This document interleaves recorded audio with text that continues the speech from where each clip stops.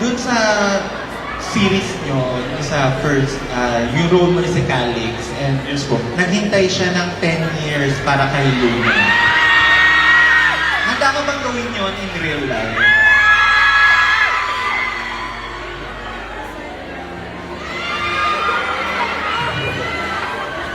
Okay na kami. As in, walang galit, walang kahit ano. So, we're really just, I'm happy being around you.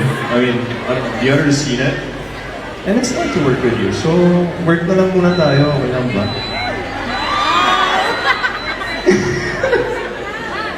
Ne, pero...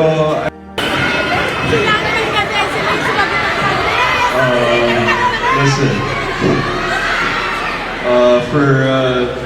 I think everyone here knows what happened between us, you know, we're exes and everything. To be quite honest with you, I would like to not put too much pressure onto that topic just because obviously as exes we had that phase na medyo nagkakainitan kami, so parang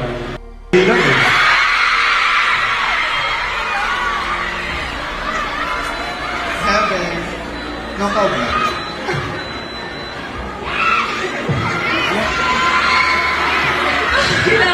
kailangan mo ng tissue sa tulit.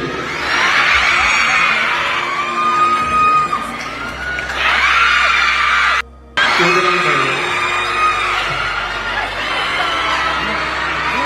Pwede magtanong Evan, na-miss mo ba ako?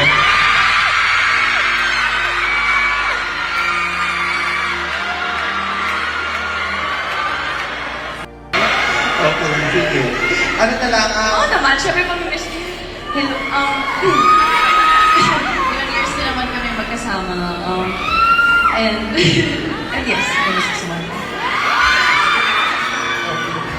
yung question ko talaga is, Remember that we were so pressured. Kasi parang sila ate Vince. Of course, we want to make this, you know, like successful. So, nung mga uto pa lang, like,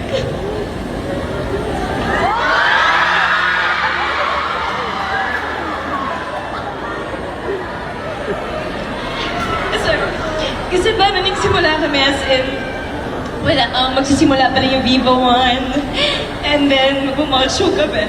And then, talagang pinaghirapan namin. As in, parang,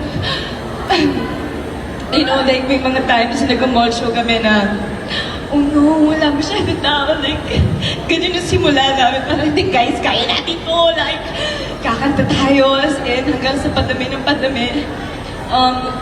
And then, nakikita na natin ngayon na lumalaki na siya. And, ewan ko, parang with everyone, nakapag-bond talaga. Nakapaggawa tayo ng memories sa isa't isa. So, hindi lang ako ready na matapos lang to. Kasi parang for me, hindi yung pinaghirapan namin, hindi pa pwede matapos. Hindi pa ako ready. So,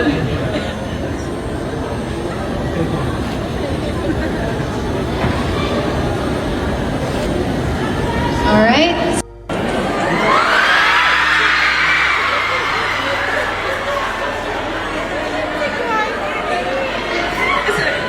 kasi parang nagsimula kami as in, magsisimula pa lang yung Viva 1. And then,